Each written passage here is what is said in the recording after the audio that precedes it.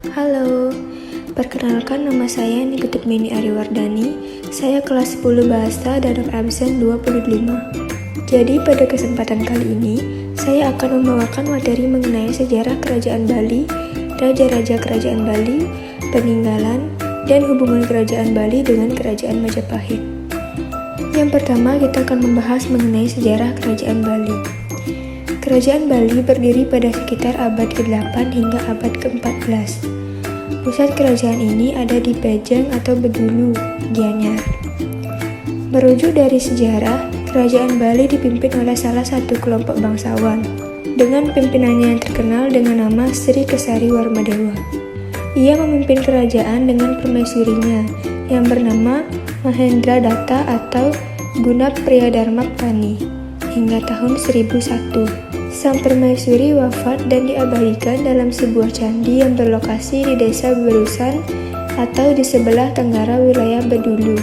Arcanya yang merupakan perwujudan dari Dewi Durga ditemukan di daerah Kutri atau Gianyar. Raja wafat serta diistirahatkan dalam sebuah candi di Banuoka. Akan tetapi sampai sekarang keberadaannya belum diketahui.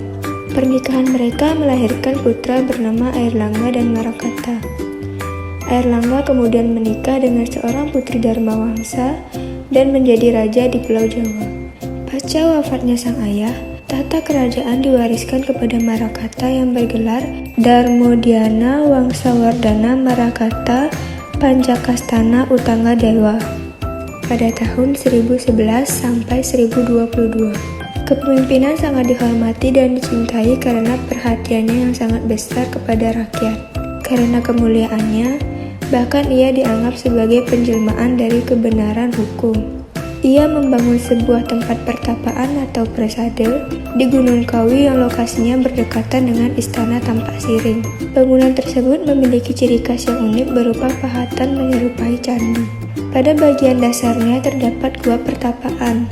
Hingga saat ini, bangunan pertapaan tersebut masih terawat dan dilestarikan dengan baik dan juga menjadi salah satu objek wisata yang kerap dikunjungi oleh para wisatawan di Bali. Sepeninggalan Marakata, tahta kerajaan diwariskan kepada putranya yang bernama Anak Wungsu mulai tahun 1049 hingga 1077. Anak Wungsu meninggalkan 28 buah prasasti dan merupakan prasasti terbanyak dibandingkan raja-raja yang sempat memimpin sebelumnya. Anak Wungsu sendiri tidak memiliki keturunan. Ia wafat dan kemudian didarmakan di daerah Gunung Kawi. Pada tahun 1430, Kerajaan Bali dipimpin oleh Raja Bedahulu sebelum kemudian dikuasai Gajah Mada dari Majapahit. Baik, selanjutnya kita akan membahas mengenai raja-raja yang terdapat pada Kerajaan Bali. Kerajaan Bali terdapat 11 raja, yang diantaranya yang pertama, Sri Kesari Warmadewi, yang kedua, Ratu Sri Ugrasena, yang ketiga, Dharmanendra Warmadewa, yang keempat, Jaya Singha Warmadewa, yang kelima, Jaya Sahadu Warmadewa, yang keenam, Sri Wijaya Mahadewi, yang ketujuh, Dharma Udayana Warmadewa, yang kedelapan, Marakata, yang kesembilan, Anak Wungsu, yang ke-10 Jaya Sakti, dan yang terakhir Bedahulu. Selanjutnya materi ketiga yaitu mengenai peninggalan Kerajaan Bali.